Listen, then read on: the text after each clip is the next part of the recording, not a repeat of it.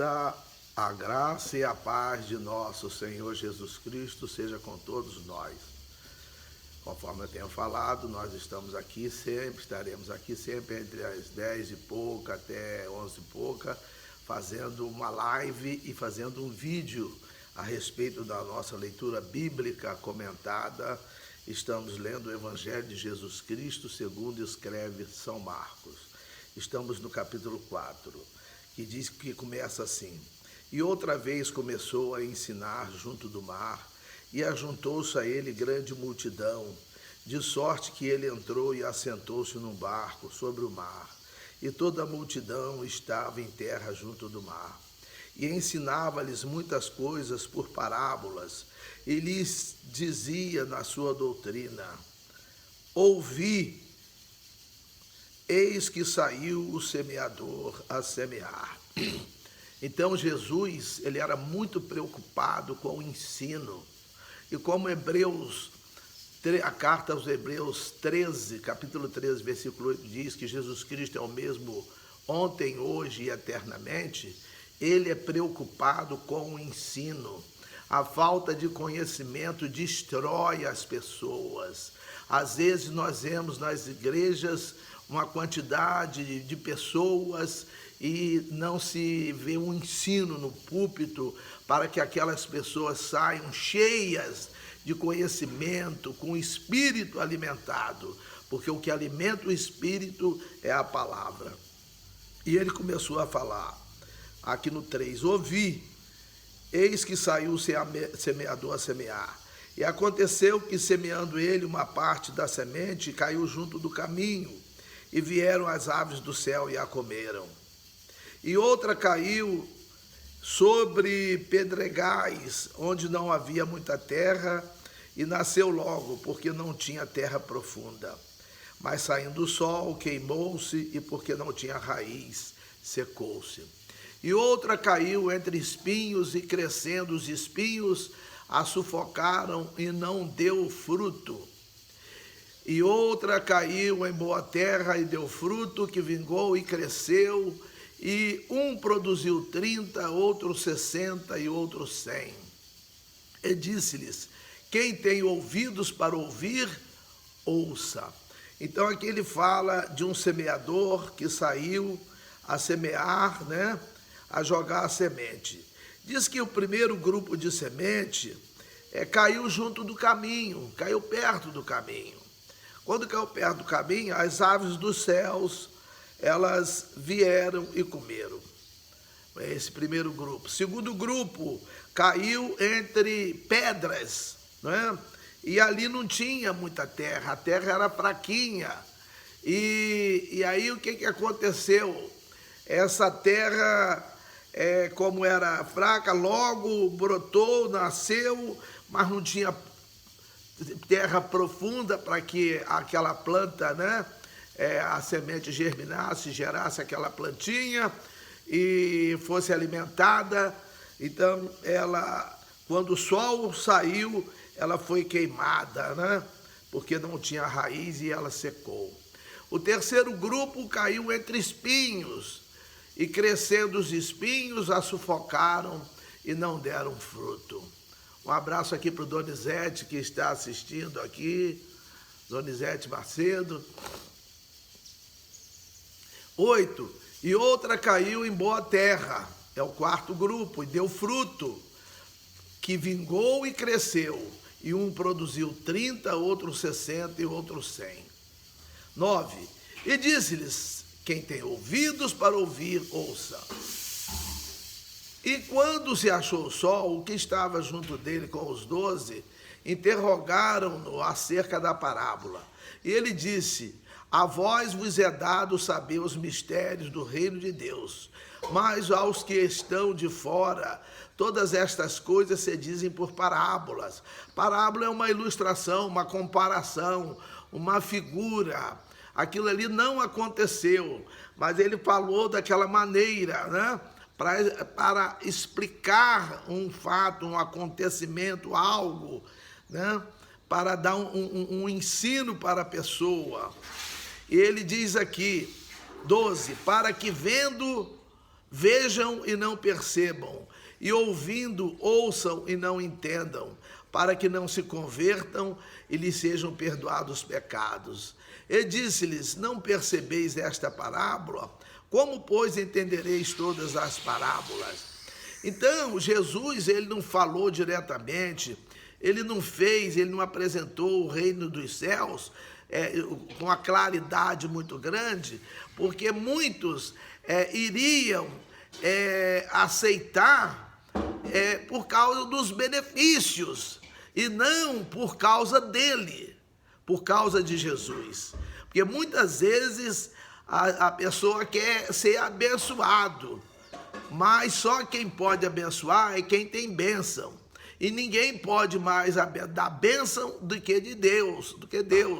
Em Provérbios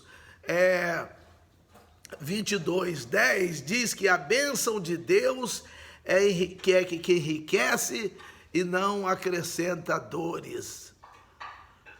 Então, nós precisamos entender isso, né? Que Provérbios, eu falei 22:10, 10:22, né? A bênção de Deus é que enriquece e não acrescenta dores. Ou seja, a bênção de Deus, ela melhora, enriquecer, além de ficar rico. Rico não é só rico de dinheiro, não. É rico em sabedoria, é rico em saúde, é rico em alegria, é rico em sabedoria, inteligência.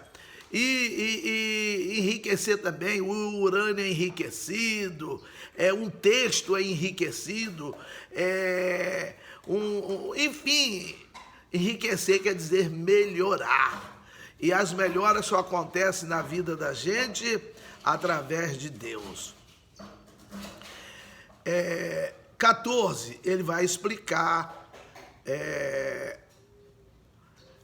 no 13, e disse-lhes: não percebeis esta parábola? Como, pois, entendereis todas as parábolas? O que semeia, semeia a palavra. A palavra, ela é semeada. Igual nós estamos aqui semeando a palavra. Ela é semeada, ela é falada, ela é transmitida.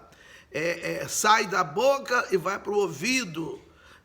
Quem fala, escuta, e quem está ali participando também ouve. Então, o que semeia, semeia a palavra. E os que estão junto do caminho são aqueles em quem a palavra é semeada. Mas, tendo a eles ouvido, vem logo Satanás e tira a palavra que foi semeada nos seus corações. Às vezes a pessoa ouve, depois ouve ver isso direito e larga de lado, e então a palavra sai dos seus corações.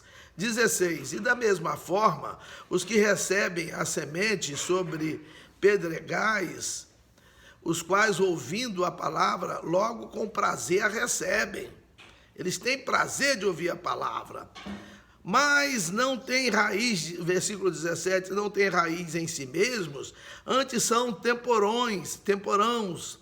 Depois, sobrevindo tribulação ou perseguição por causa da palavra, logo se escandalizam. Então, eles não têm firmeza. A terra é pouca, quem ouviu ficou alegre, satisfeito, brotou no coração, mas a pessoa abandona quando ouve outras coisas, né? Quando vem tribulação, perseguição por causa da palavra, logo se escandalizam.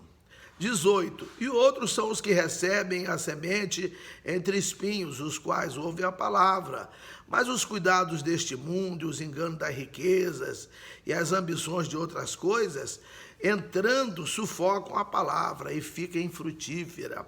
A pessoa preenche, sobrepõe a palavra outras coisas, as riquezas, as ambições de outras coisas, né? E a palavra fica sufocada, e a palavra fica em segunda posição, né? E é isso que tem acontecido até dentro de templos, né? que deveria de ser a palavra a prioridade, né? Às vezes nós vamos num culto, nós temos 1h10, 1h20 de cânticos, né? E cânticos, muita gente fala, nós já temos ouvido aqui o Senhor pelos cânticos. Não, os cânticos não são palavra de Deus, não. Tem muito cântico com erro grosseiro, muitos cânticos com erros clamorosos. Então, temos que ter muito cuidado, ter um filtro. E esse filtro só se adquire quando se conhece a palavra. Igual os bereanos, lá em Atos 17:11, que conferiam o que Paulo falava. Então, nós vimos aqui, às vezes a pessoa recebe a palavra, fica alegre, mas depois ele fica mais preocupado com a riqueza, a ambição de outras coisas, né? E isso sufoca a palavra. 20. E os que recebem a semente em boa terra são os que ouvem a palavra e a recebem, e dão fruto, um a 30, outro a 60, outro a 100 por um. Quer dizer, dá uma multiplicação de 30, 60 e 100. 21. E disse-lhes, vem porventura a candeia para se meter debaixo do alqueire ou debaixo da cama? Não vem antes para se colocar no velador? Quer dizer, a candeia, uma luz, uma coisa, ela é para colocar num velador, para a pessoa, para clarear, não vai botar embaixo da cama, né? 22, porque nada há encoberto que não haja de ser manifesto, e nada se faz para ficar oculto, mas para ser descoberto. Não tem jeito de se encobrir nada, porque vai ser manifesto, e não tem jeito também de se ocultar, porque vai ser descoberto. 23, se alguém tem ouvidos para ouvir, ouça. 24, e disse-lhes, atendei ao que ides ouvir, com a medida que medirdes, vos medirão a vós, e ser-vos-á ainda acrescentada a vós que ouvis, porque ao que tem, ser-lhe-á dado. E ao que não tem, até o que tem lhe será tirado. Cuidado quando você medir alguém, cuidado quando você tratar com alguém, tomar uma medida com alguém, que Deus pode permitir que use essa mesma medida que você está medindo para medir você, e até acrescenta, porque, né, você quer medir assim, temos que ter muito cuidado, né? E aqui, quando ele fala ao que tem ser-lhe-á dado, e ao que não tem, até o que tem lhe será tirado, é quem busca as coisas de Deus para ter, Deus vai acrescentando, mas quem não busca, até o pouquinho que tem, ele tira. Ele tira. 26, e dizia, o reino de Deus é assim, como se um homem lançasse semente à terra, e dormisse e se levantasse de noite e de dia, e a semente brotasse e crescesse, não sabendo ele como. Porque a terra por si mesma frutifica, primeiro a erva, depois a espiga, por último o grão cheio na espiga. E quando já o fruto se mostra, mete-se-lhe logo a foice, porque está chegada a ceifa. E dizia, a que assemelharemos o reino de Deus? Ou com que parábola o representaremos? É como um grão de mostarda, que quando se semeia na terra, é a menor de todas as sementes que há na terra. Ele quis dizer aqui que é uma das menores, uma pequenininha, né? Porque aí a gente discute, mas tem semente menor, mas não importa. 32, mas tendo sido semeado, cresce, e faz-se a maior de todas as hortaliças, e cria grandes ramos, de tal maneira que as aves do céu podem aninhar-se debaixo da sua sombra. Quer dizer, de uma sementinha nasce uma hortaliça muito grande, que até as aves, nos grandes ramos, né, da mostarda, eles vão aninhar-se debaixo da sua sombra. 33, E com muitas parábolas tais lhes dirigia a palavra, segundo o que podiam compreender. E sem palavras nunca lhes falava, porém tudo declarava em particular aos seus discípulos. E naquele dia, sendo já tarde, disse-lhes: passemos para o outro lado. E eles, deixando a multidão, levaram consigo, assim como estava no barco, e havia também com ele outros barquinhos. E levantou-se grande temporal de vento, e subiam as ondas por cima do barco, de maneira que já se enchia. E ele estava na popa, dormindo sobre uma almofada, e despertaram-lhe, dizendo: mestre, não se te dá que pereçamos? Vamos observar aqui, ó. Então eles foram passar lá, eles estavam ali no Mar da Galileia, no lago de Genezaré, no lago de Mar de Tiberíades, ali, que aquilo ali realmente é um lago, mas é muito amplo, e ali varia muito o vento ali, ele varia muito, de repente ele está muito forte e forma grandes ondas. Agora, interessante que não foi um temporal comum, porque os discípulos, né, Pedro, André, João, Tiago, eles eram pescadores. Pescador, ele não vai ao mar ou a um lago pescar só quando está com tempo bom. Eles têm que ir todos os dias, porque eles dependem da pescaria para viver, para a sua subsistência. Né? Mas eles ficaram assustados com aquela tempestade. Então aquela tempestade deve ter sido muito grande, muito grande. Então, e aí, interessante que aquilo ali estava entrando água dentro do barco. Uma água dentro do barco, com o balanço do barco, a água corre dentro do barco. Quando ela atinge um certo volume, para o lado que ela vai, ela pode virar o barco. Adernar, virar, tomar o barco para aquele lado para onde a água correu.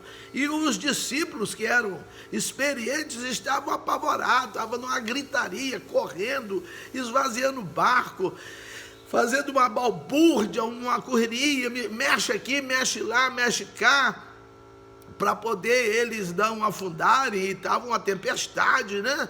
Então o que acontece?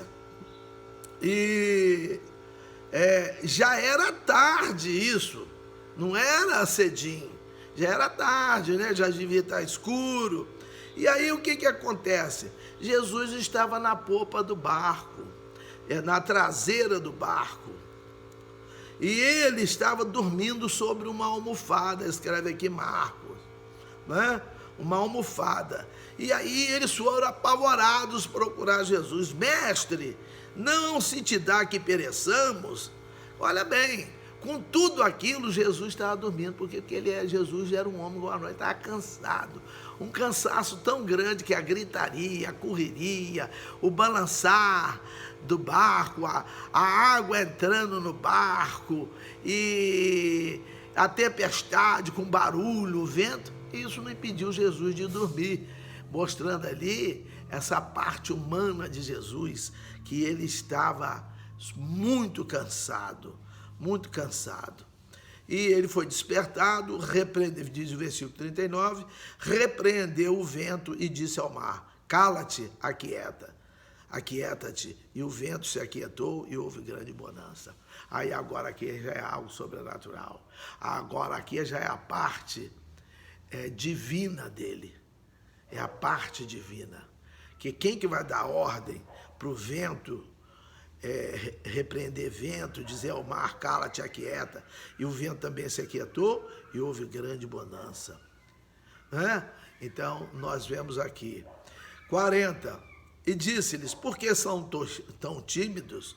Ainda não tendes fé?